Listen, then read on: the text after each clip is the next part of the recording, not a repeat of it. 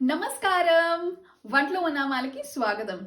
ఈ రోజు టాపిక్ నా ఫేవరెట్ అయిన నువ్వుల గురించండి.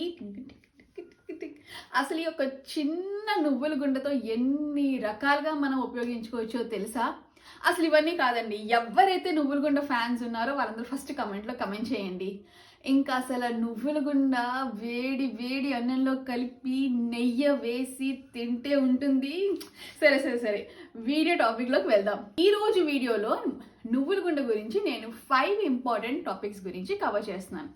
షెల్ఫ్ టైము, ఇంకా యూసేజ్, దాని బెనిఫిట్స్, దాని ప్రిపరేషన్ అండ్ మోస్ట్ ఇంపార్టెంట్ ఒక మాస్టర్ ఫార్ములా.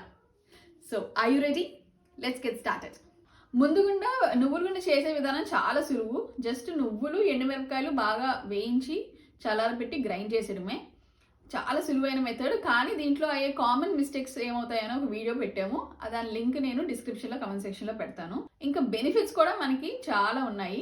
అన్ని కవర్ చేయనండి. జస్ట్ ఒక 3 బెనిఫిట్స్, హెల్త్ బెనిఫిట్స్ ఏంటో చెప్తాను. ఒకటి, ఎముకలకి బాగా సపోర్ట్ చేస్తుంది, ఎందుకంటే రిచ్ ఇన్ కాల్షియం. దీంట్లో హెల్దీ ఫ్యాట్స్ ఉంటాయి, సో హార్ట్కి మంచిది. ఇలా హెల్దీ ఫ్యాట్స్ వల్ల మన బ్లడ్ షుగర్ కూడా రెగ్యులేట్ చేస్తుంది. చూసారా ఎంత మంచి బెనిఫిట్స్. ఇంకా షెల్ఫ్ టైం ఏమో చేసుకుంటే ఎయిర్ టైట్లో బాగా ప్యాక్ చేస్తే ఒక నెల దాకా అసలు శుభ్రంగా ఉంటుంది.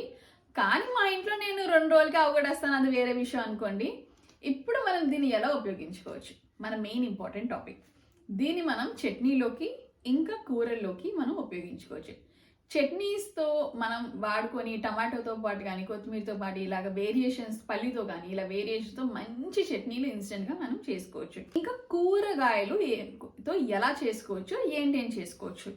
మనం కూరగాయలు క్యారెట్, ఆనపకాయ, క్యాబేజీ, బీరకాయ, పొట్లకాయ, ములక్కాడ, వంకాయ ఈ అన్నిట్లోనూ మనం ఈ నువ్వుల గుండ వేసి నువ్వుల గుండ కూర చేసుకోవచ్చు. So what is the master formula? Formula అని ఏదో పెద్ద ఫార్ములా కాదు, జస్ట్ 3 సింపుల్ స్టెప్స్.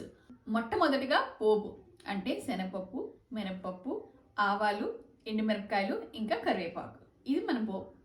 దీంట్లో ఉడికించిన ముక్కలు, అంటే ఉడికించిన క్యారెట్ వేసుకోండి, అలా ఉడికించిన ముక్కలు. ఇప్పుడు 3rd స్టెప్ ఏంటంటే మనకి నువ్వుల గుండ చక్కగా జల్లి మీకు నచ్చినంత, బాగా నచ్చితే బాగా వేసుకోండి, కొంచెం నచ్చితే కొంచెం వేసుకోండి. దీన్ని ఇలాగా కలిపితే బబ్బా ఎంత బాగుంటుంది అనుకుంటారు. ఇంకా మీరు దీన్ని కొంచెం నెక్స్ట్ లెవెల్ తీసుకెళ్లాలంటే మనం 4 విధాలుగా ట్రై చేసుకోవచ్చు. మొట్టమొదటిగా ఏంటంటే మనం చింతపండు కాంట వేసుకోవచ్చు. వంకాయ ఉందనుకోండి, చింతపండు వేసి ట్రై చేయొచ్చు. లేదా కాకరకాయ ఉన్నదనుకోండి, బెల్లం వేసి చేయొచ్చు.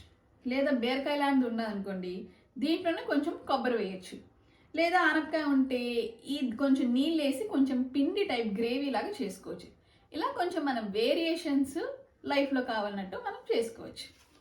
ఎంత సులువుగా అయిపోయింది కదా. ఇది కాకుండా మీకు ఇంకేమైనా వేరియేషన్ తెలిస్తే ప్లీజ్ కమెంట్ చేయండి, మీ అందరూ చూసి నేర్చుకుంటాం. సర్వే జన సుఖినో భవంతు.